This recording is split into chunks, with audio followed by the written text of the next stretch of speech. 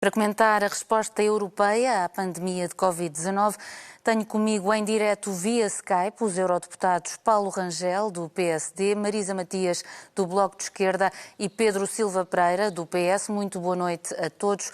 Começo por perguntar ao deputado Paulo Rangel o que lhe parece das declarações da Comissária Europeia, Elisa Ferreira, que diz que não se pode subestimar aquilo que a Comissão Europeia está neste momento a fazer ou a planear fazer para lidar com esta crise, que já é muito.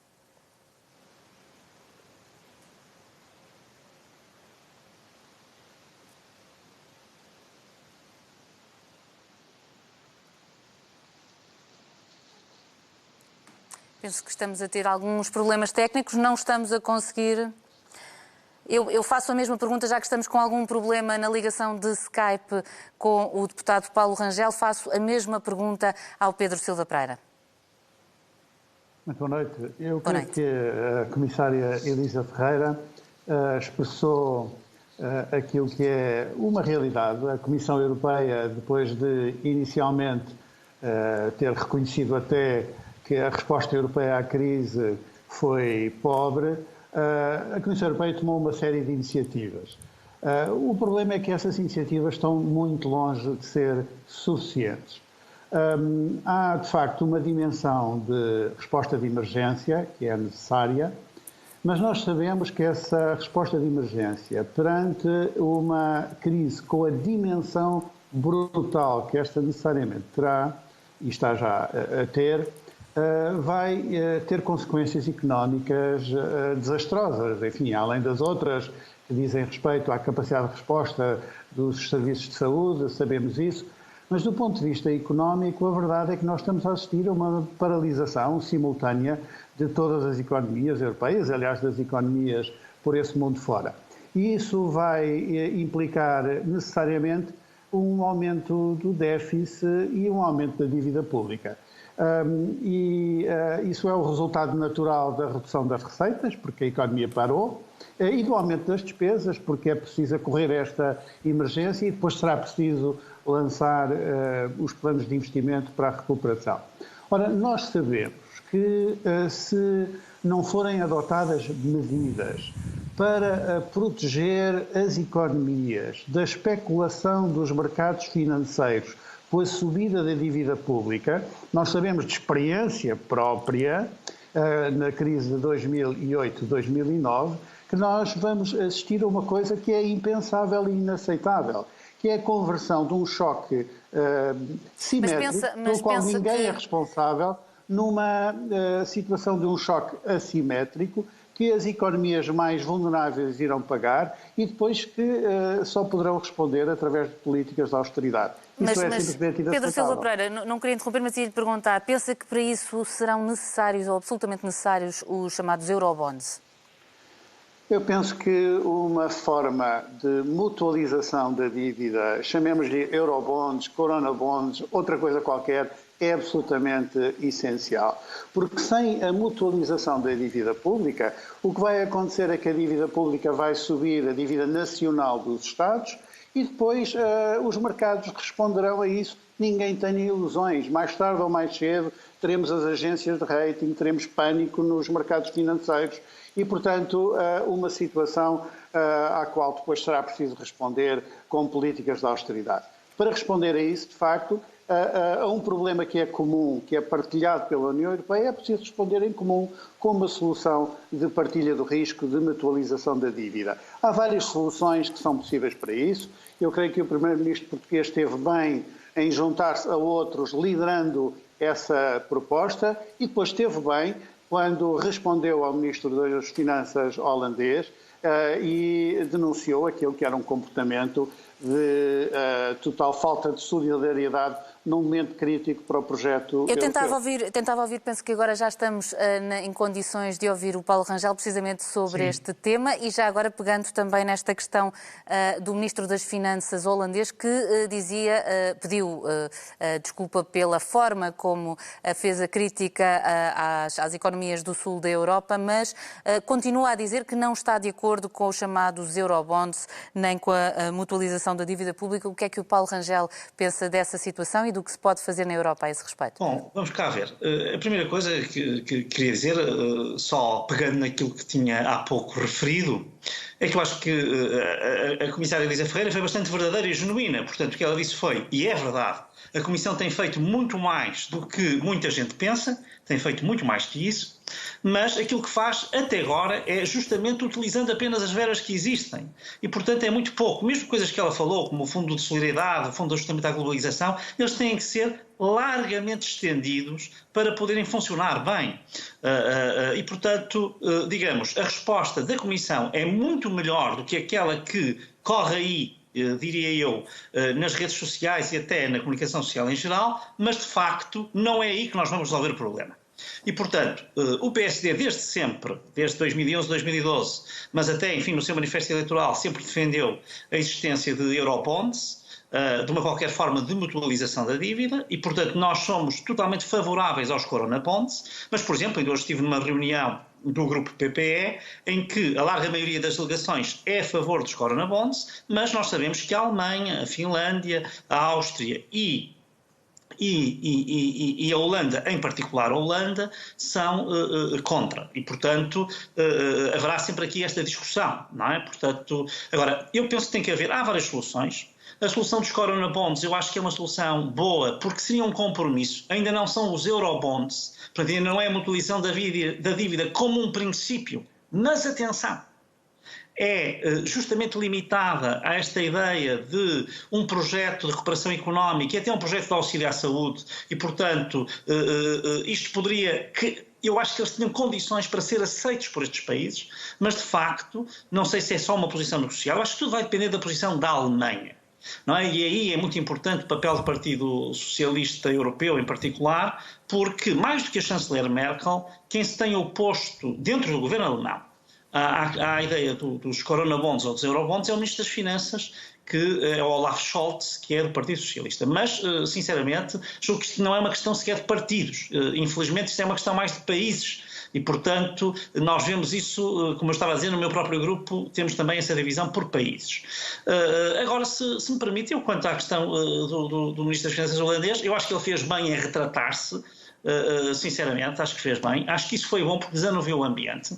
Eu, sinceramente, não vou atrás desse lado politicamente correto que em Portugal houve, de achar que o Primeiro-Ministro fez muito bem em reagir daquela forma.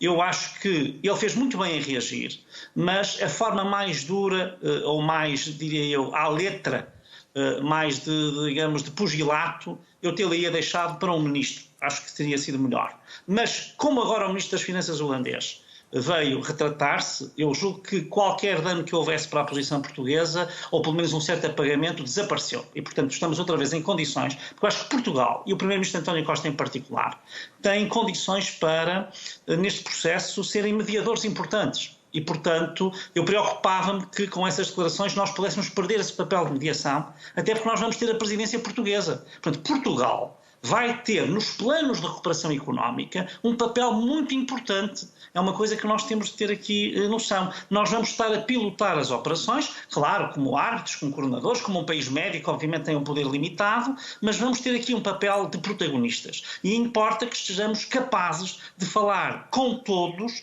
sem nenhuma acrimónia. Portanto, isso era a minha preocupação, que entretanto julgo com esta declaração fica debelada e, portanto, fico muito satisfeito com isso. Muito obrigada, agora, Paulo.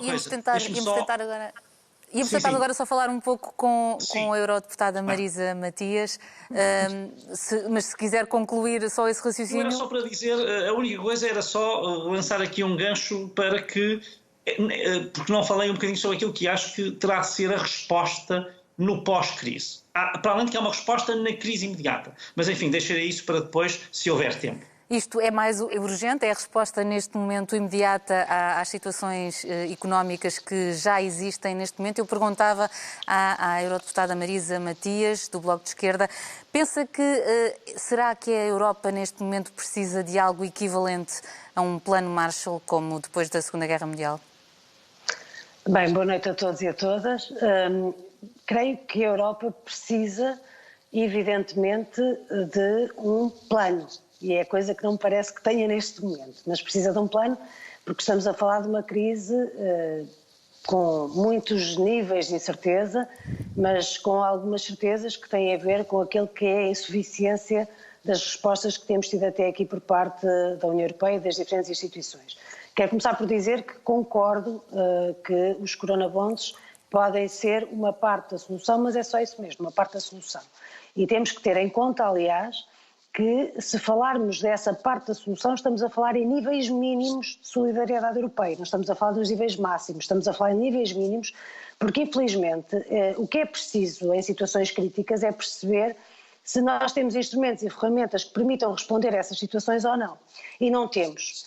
Os tratados europeus não nos permitem fazer isso e é desde logo uma das fragilidades. Dentro do que é permitido, os coronabonds são uma opção, mas obviamente falta muitas outras dimensões. Seria preciso uma política de investimento massiva, não só agora, mas depois de ultrapassar a fase mais crítica da crise. Seria preciso haver financiamento direto aos Estados, financiamento direto à economia por parte do Banco Central Europeu, e os tratados não permitem isso. Seria preciso haver alterações das regras orçamentais. Por exemplo, Marisa Matias, eu pergunto com esta oposição destes 4 países que se opõem à mutualização da dívida pública, aos coronabonds, eurobonds, como é que se pode então tentar reverter esta oposição e tentar implementar essas medidas? Como disse, é uma questão de sobrevivência do próprio projeto da União Europeia, porque estamos a falar dos níveis mínimos de solidariedade. Se os níveis mínimos de solidariedade não funcionam, isso significa que não há mecanismos para nós percebermos como é que a União Europeia pode funcionar numa situação de crise. Mas poderemos estar perante uma situação de possível extinção do projeto europeu graças a esta situação? Eu honestamente creio que a União Europeia, tal como existe e tal como está construída, não conseguirá sobreviver de crise em crise sem se refundar profundamente. E para isso não era preciso suspender o PEC, era preciso anular o PEC. Não era preciso manter as regras orçamentais, porque repare, em situações de crise, e as pessoas percebem isto, não se pode pedir aos Estados que gastem menos. O que se pede aos Estados é que gastem, é que tenham a despesa necessária para salvar as vidas que são possíveis de salvar, para garantir os postos de trabalho, para garantir a economia, para garantir tudo o que é necessário. Não se pode, ao mesmo tempo, pedir isto e dizer aos Estados e aos países que podem gastar agora o que tiverem necessidade de gastar, mas que quando isto passar, porque não alteramos as regras de funcionamento da União Europeia, vamos ter todos que pagar a fatura. E quando se está a dizer aos Estados que podem gastar e suspender o PEC neste momento, mas não se tem em conta que o que é preciso é rever profundamente e este PEC não serve, o que significa é que, passado um tempo, e felizmente, espero eu, quando conseguirmos ultrapassar a crise de saúde pública que estamos a viver neste momento, que é também uma crise económica, uma crise política, uma crise com dimensões sociais imensas, o que se vai dizer é que os Estados têm que pagar as dívidas que contraíram para salvar as pessoas e a economia, naquilo que era possível fazer e com várias limitações, mas que têm que pagá-las com as regras que existem atualmente. Ora, isso é austeridade, austeridade, austeridade. São custos sociais que não é possível ter em conta. E, portanto, obviamente teria que haver uma política diferente do BCE e uma política diferente dos Estados-membros, e a Alemanha e a Holanda estão a portar-se muito mal e, como digo, estamos a falar apenas dos níveis mínimos de solidariedade. E face a esta intransigência desses países, eu perguntava também ao Pedro Silva Pereira se considera que está em crise, está em causa mesmo o projeto europeu neste momento. Eu acho que o projeto europeu enfrenta um desafio existencial, não há dúvida nenhuma sobre isso.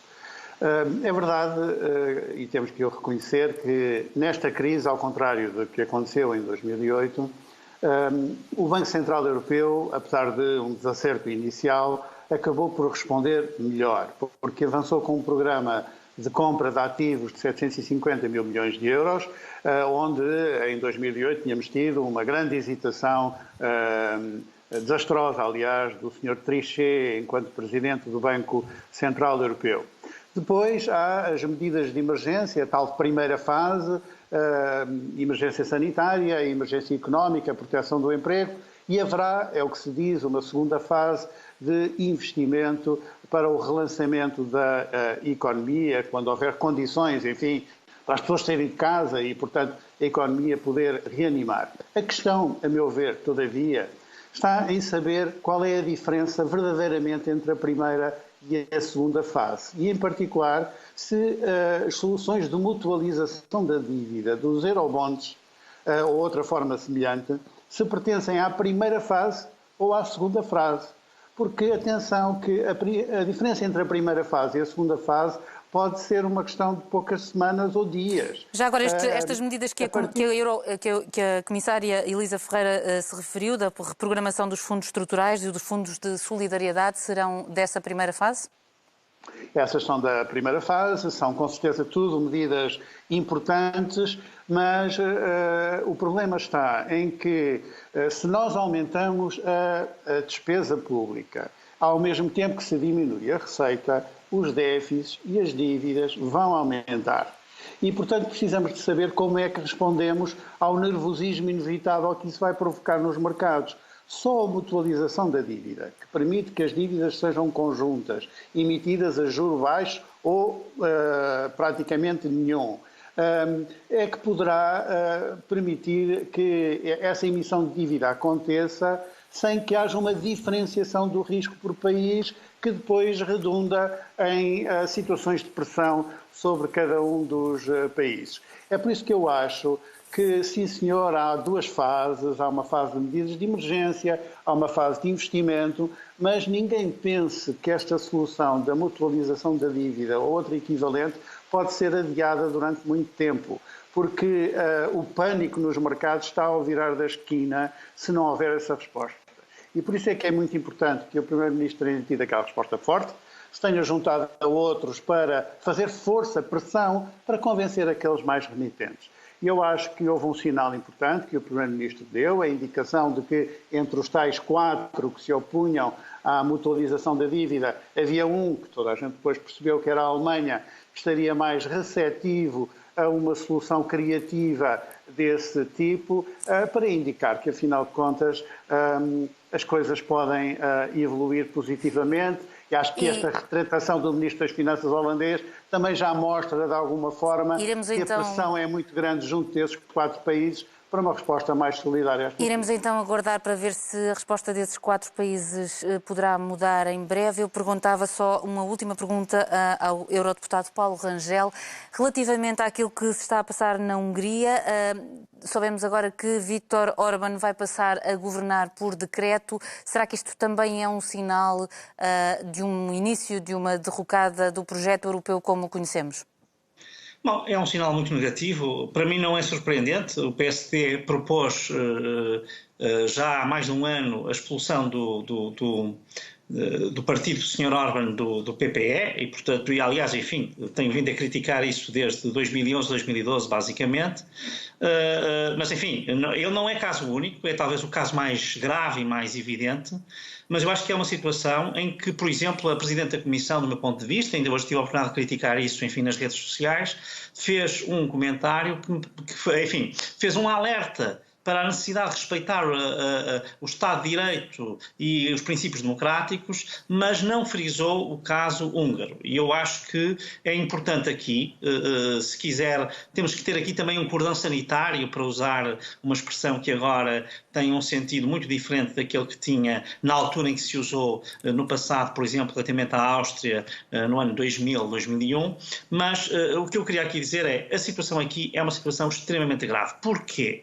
Porque desaparece o controle parlamentar, está instituída uma espécie de censura, que é uma coisa, e não há sequer um limite temporal. Mas como é que é possível manter um país na unidade europeia desta maneira? Repare, neste momento o Conselho Europeu tem nas suas mãos a capacidade de aplicar sanções à Hungria e, portanto, e de a fazer recuar, queira ele. Portanto, o Parlamento Europeu já há muito tempo que deu os seus sinais sobre esta matéria. Aí julgo que há um grande consenso, há uma grande maioria dentro do Parlamento Europeu que defende esta posição. A Comissão Europeia e o Conselho têm sido um pouco mais titubeantes e eu acho que não deviam ser, porque de facto esta crise do coronavírus veio dar um pretexto em muitos sítios, não apenas na Hungria, para que, enfim, as democracias musculadas se transformassem em verdadeiras ditaduras. Eu gostava também de que há saber a risco muito opinião sério disso da acontecer. eurodeputada Marisa Matias, do Bloco de Esquerda, sobre esta situação de Viktor Orbán na Hungria. Parece-lhe particularmente escandaloso que isto esteja a acontecer na Europa? Parece-me escandaloso. Eu há bocado falava que há riscos sociais e riscos económicos, mas também há riscos políticos e, obviamente, eu concordo com o que foi dito antes em relação àquilo que são os excessos, mas aqui estamos a falar realmente de um prolongamento de um estado de exceção sem prazos, estamos a falar de uma legislação que pode permitir, por exemplo, penas de prisão até 5 anos para jornalistas que, na realidade, não estejam de acordo com aquilo que é a linha de comunicação do regime. Isso é deitar por terra a liberdade de expressão, um dos pilares fundamentais do Estado Democrático e do Estado de Direito, e, de facto, é ir muito além daquilo que se pode aceitar. Não é apenas na Hungria, vemos também situações em outros países da União Europeia, mas na Hungria já é reincidente, porque já foi ativado o artigo 7º relativamente ao Estado de Direito, e agora há a probabilidade ou a possibilidade, como aliás a Comissão Parlamentar aqui no Parlamento Europeu das Liberdades sugeriu, de se ativar também o artigo 2, que tem a ver com os valores democráticos. Veremos, agora não pode andar-se da ativação de artigo em artigo e, na verdade, tem que se perceber que o risco político e o risco democrático é enorme em situações destas e, sobretudo, em situações que trazem as desigualdades para o centro, porque em crises são sempre os mais desfavorecidos que sofrem mais e que têm mais impactos dessas mesmas crises. E, portanto, é uma situação de desigualdade, de injustiça, e quanto menos respostas houverem para toda a gente por igual e para não deixar ninguém para trás, pior será em termos de resultados e de consequências políticas.